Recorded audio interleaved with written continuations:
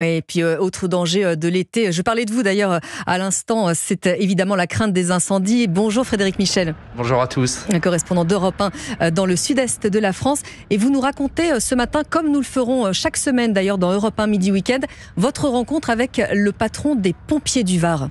Ils viennent à notre secours toute l'année et en plus l'été, ils doivent veiller sur les massifs dans le sud de la France.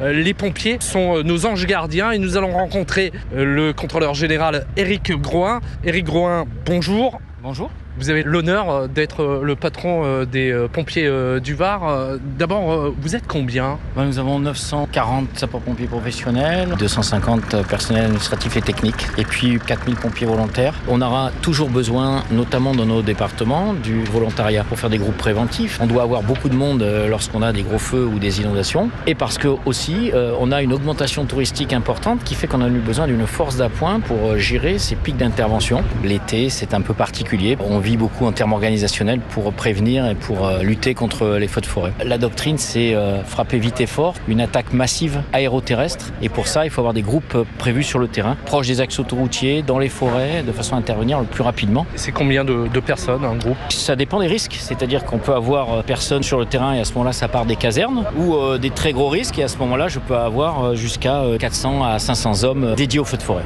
Voilà, donc je vais vous présenter Yoann Lorito, notre expert météo. Quels sont vos outils ? Alors on a plusieurs outils, on a de la modélisation numérique, plusieurs jours à l'avance, et puis dite de prévision immédiate, c'est-à-dire quasiment en direct, à quelques heures près. On a pas mal de stations météorologiques au sol, bien sûr, et puis les relevés terrain, une fois qu'un sinistre se déclare. Pourquoi c'est important ? Dans la mesure où on sait que le vent guide les feux, on a besoin de savoir exactement les influences par secteur très précis. On est un département qui a des plaines, a des reliefs accidentés, donc on a des conditions aérologiques qui varient énormément, parfois en quelques centaines de mètres. On a besoin de surveiller ça constamment. Ça sert à la protection des populations, mais aussi des hommes qui luttent. Tout à fait, protection des points sensibles, des habitations qui peuvent être impactées, et pour les moyens au sol qu'on va pouvoir mettre à l'abri si le feu arrive trop fort ou si on a un changement de vent brutal, les déplacer afin d'organiser la lutte du mieux possible. Contrôleur général Éric Groin, il y a beaucoup de monde sur une opération. C'est souvent ça, oui.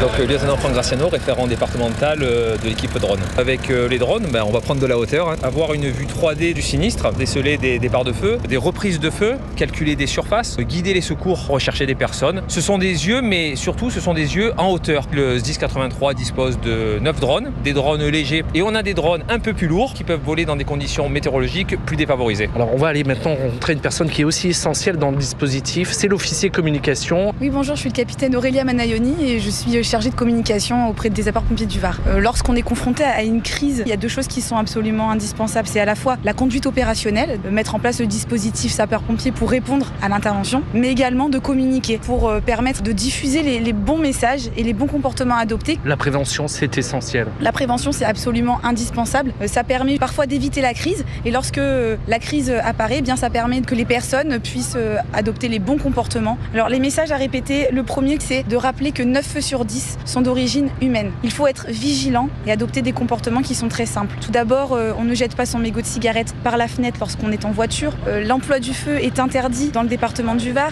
On évite les barbecues quand il y a du vent. En cas de problème, c'est le 112. Capitaine, merci. Éric Groin, vous vouliez ajouter un dernier conseil de prévention ? Ça commence l'hiver par un très bon débroussaillement. Et une maison bien débroussaillée ne brûle pas, on peut rester dedans, il n'y a aucun souci. Contrôleur général Éric Groin, merci.